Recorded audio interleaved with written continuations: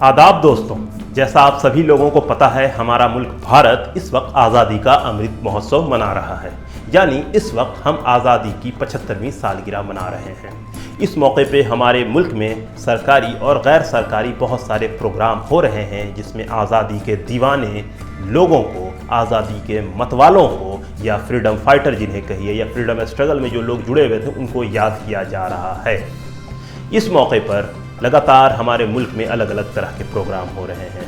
ऐसे ही एक प्रोग्राम बाबू कुंवर सिंह के ऊपर बिहार में हो रहा है। ये एक काफ़ी बड़ा प्रोग्राम है जिसमें प्लान इस तरह से किया गया है कि इसमें लाखों लोग शरीक हों। लेकिन जैसे आप उस प्रोग्राम को देखिएगा, नोटिस कीजिएगा तो उसमें आपको एहसास होगा कि बाबू कुंवर सिंह को एक ख़ास जाति, एक ख़ास विचारधारा और एक ख़ास पार्टी से जोड़ा जा रहा है। लेकिन क्या बाबू कुंवर सिंह सच में ऐसे थे? तो जवाब मिलेगा नहीं, बाबू कुंवर सिंह हम सबके हैं।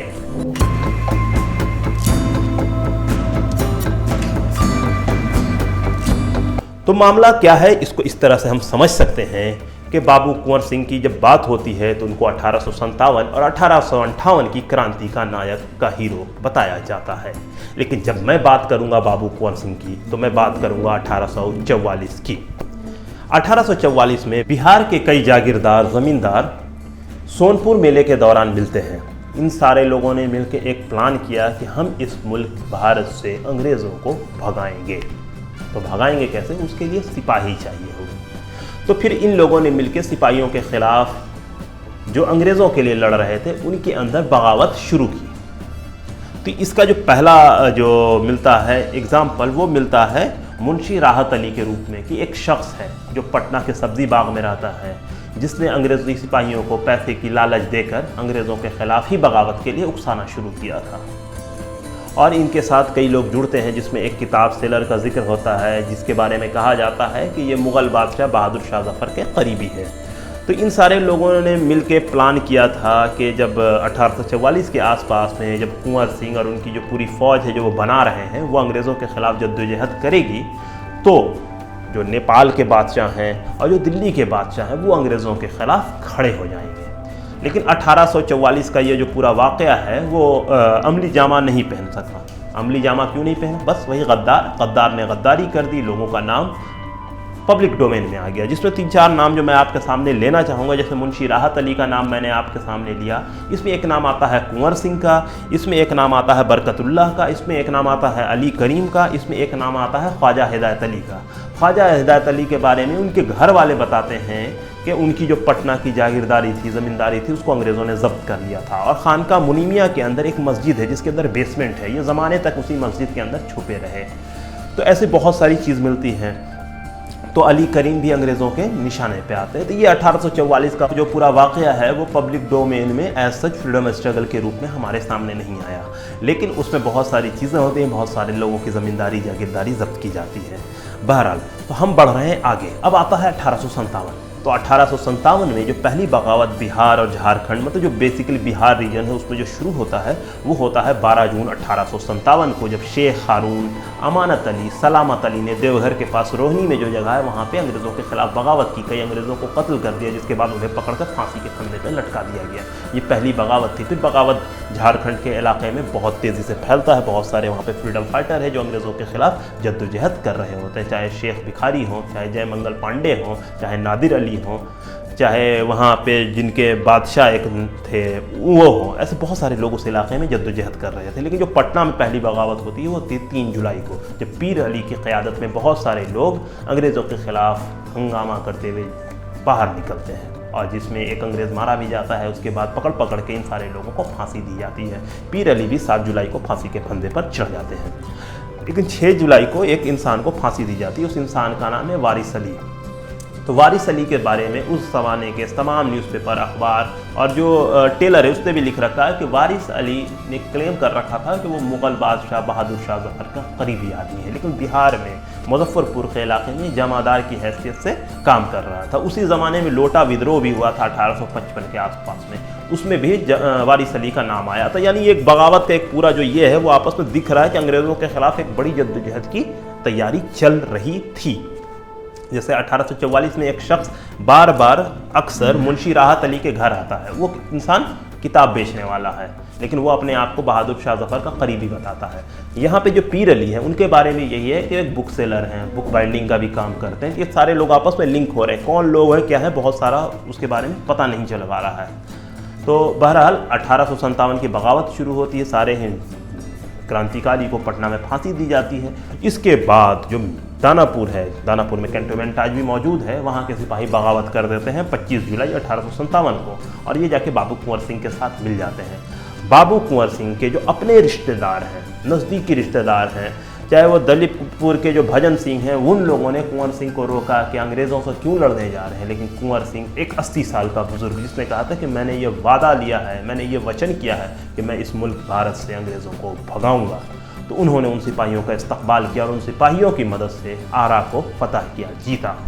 अब बाबू कुंवर सिंह ने आरा को जीत लिया, तो वहाँ पर वो किसी और इंसान को यानी किसी राजपूत को मजिस्ट्रेट बना सकते थे, लेकिन उन्होंने मजिस्ट्रेट बनाया शेख मोहम्मद यहिया को। वहाँ पे जो थाना बनाया उसका भी इंचार्ज उन्होंने मुसलमान को बनाया। इससे पता चल रहा है कि बाबू कुंवर सिंह और मुसलमानों का रिलेशन क्या है। अब बढ़ते हैं आगे। होता क्या है कि कुंवर सिंह को जिस तरह से एक ख़ास कास्ट, एक ख़ास बिरादरी, एक ख़ास ज़ात से जोड़ा जा रहा है और उसके बाद एक ख़ास विचारधारा, एक पार्टी से, लेकिन जब 3 अगस्त 1857 को अंग्रेज़ वापस आरा पे कब्जा करते हैं तो कुंवर सिंह अपने सिपाहियों के साथ वहाँ से निकलते हैं। वो पहुँचते हैं आजमगढ़ और उसके इलाके में। तो वहाँ पर के आसपास के जो घसियाड़े हैं, उन्होंने जो पीछे से फौज आ रही थी अंग्रेज़, उनको घास देना बंद कर दिया। यानी जब घोड़े को घास नहीं दीजिएगा तो घोड़ा चलेगा कैसे, तो उन्होंने घोड़े को घास देना बंद कर दिया था। इसके अलावा 2 हलवाई भाई हैं, उनका जिक्र होता है कि ये दोनों जो भाई हैं, जैसे इनको पता चलता है कि कुंवर सिंह आ रहे हैं, उनकी फौज आ रही है, उन्होंने अपने गांव के जो ये है कुआं, उसके अंदर में शक्कर डाल दिया ताकि कुंवर सिंह के सिपाहियों को मीठा पानी मिल सके। ये कुंवर सिंह के लिए अकीदत है उन छोटे छोटे लोगों की जो छोटे छोटे काम कर रहे थे, चाहे वो घास काटने वाले हों से लेकर हलवाई का काम करने वाले हों। ये पता चलता है कि कुंवर सिंह एक कास्ट के नहीं, एक जाति के नहीं, बल्कि सबके थे।